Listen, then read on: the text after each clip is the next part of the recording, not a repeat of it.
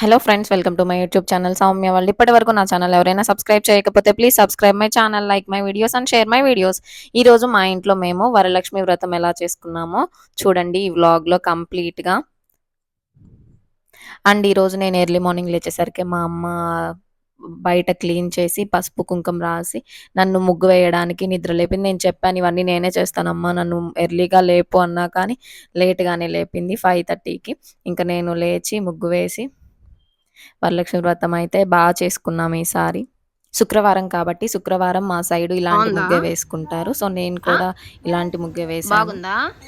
నీకు నచ్చిందా? నువ్వు కూడా వేస్తావా? వేస్తా. ఏమొచ్చు నీకు? ఇది వచ్చా? ఏ ఒకసారి ఏ అక్కడే. అబ్బో, ఎవరు నేర్పించారు నీకు?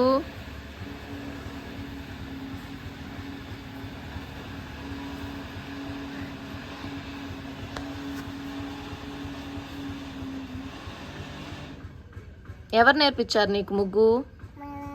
మీ నాన్న నేర్పించాడా? మీ అమ్మ కాదా? ఏ చూద్దాం.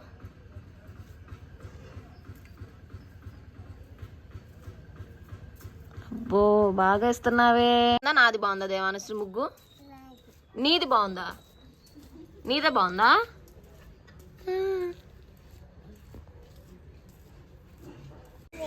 ముత్తేశ్వరమా? మీదే మండలం? బల్లికురవ. దగ్గరకు రా, కొంచెం వెనక్కి. మీదే జిల్లా? బాపట్ల. నీకు ఇవన్నీ ఎవరు చెప్పారు? మీ నాన్న చెప్పాడా? అబ్బో, బాగా చెప్తున్నావే.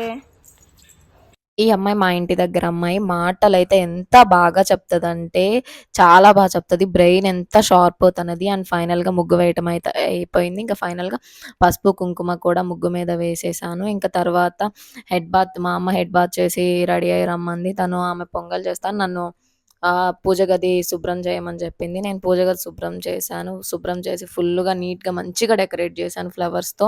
చూడండి ఎంత బాగా డెకరేట్ చేస్తాను ఫైనల్‌గా. అండ్ నేను పూజ గది ఎలా డెకరేట్ చేశానో కూడా మీరే కామెంట్ చేయాలి. అండ్ ముందు రోజే చాలా పూలు తెచ్చిపెట్టుకున్నాను. పూజ మంచిగా దేవుడిని అలంకరిద్దామని. నాకైతే అసలు మొత్తం డెకరేషన్ చేసినాక ఎంత హ్యాపీగా అనిపించిందంటే అంత హ్యాపీగా అనిపించింది.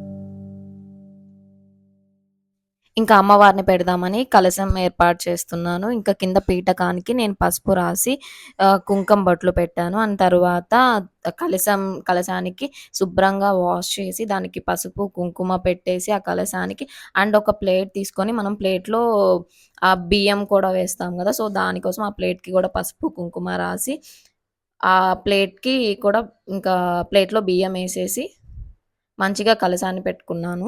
నాకైతే నేను ఫస్ట్ టైమ్ ఇలా కలశం పెట్టడం, వరలక్ష్మి వ్రతం పూజ నేనెప్పుడు అసలు చేయలేదు.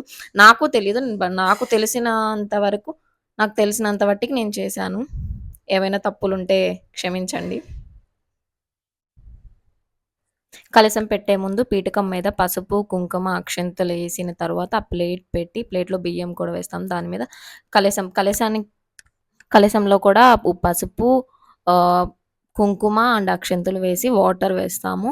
వాటర్ వేసేసి నేనేం చేశానంటే తమలపాకులకు కూడా పసుపు, కుంకుమ పెట్టి తమలపాకులు గూడా పెట్టాను నీట్‌గా. కొబ్బరికాయకి కూడా మనం పసుపు రాసుకొని నీట్‌గా కుంకం పెట్టుకోవాలి 5 బొట్లు. ఇంకా తమలపాకులు పెట్టాను. నీట్‌గా తమలపాకులకి పసుపు, కుంకుమ రాసి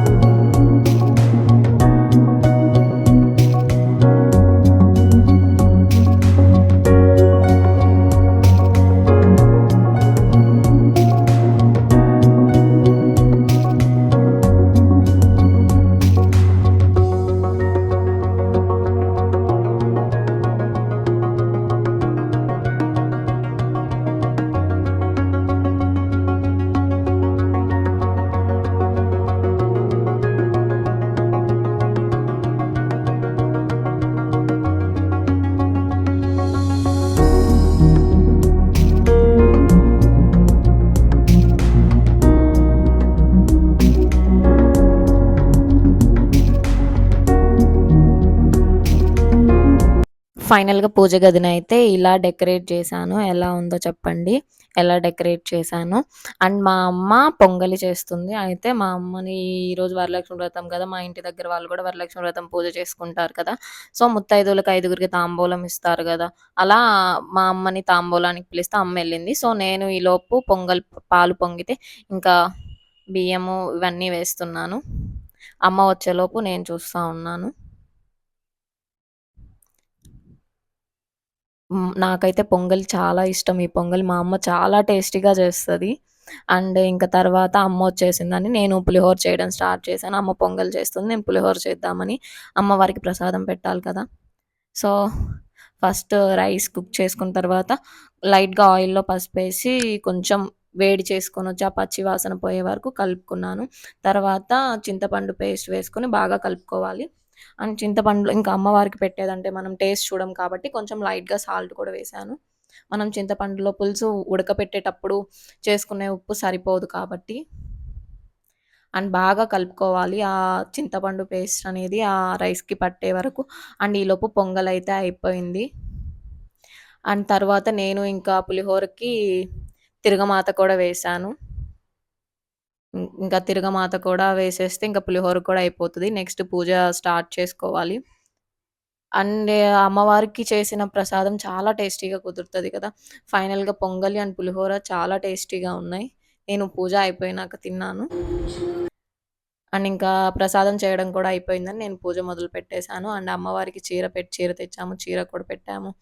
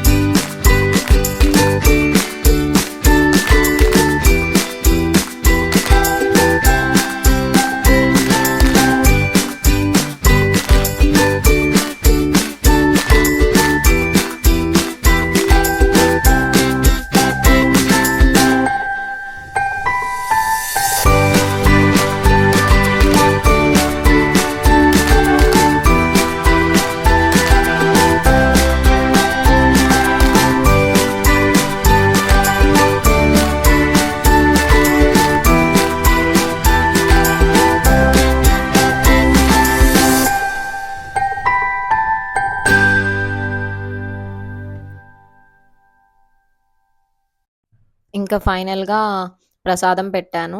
ప్రసాదం పెట్టేసి ఇంకా హారతిచ్చే ముందు కొబ్బరికాయ కొడదామని కొబ్బరికాయ కూడా కొట్టేసి ఇంకా హారతిచ్చాను.